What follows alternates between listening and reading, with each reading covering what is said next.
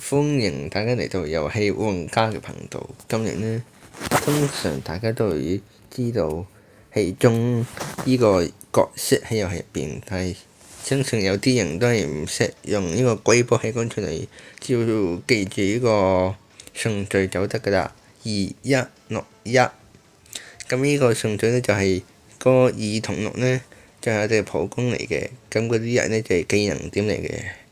咁我哋就示範俾大家一下子，跟住都有撳鐘會失敗嘅。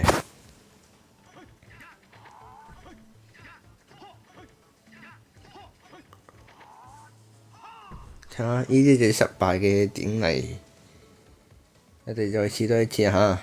係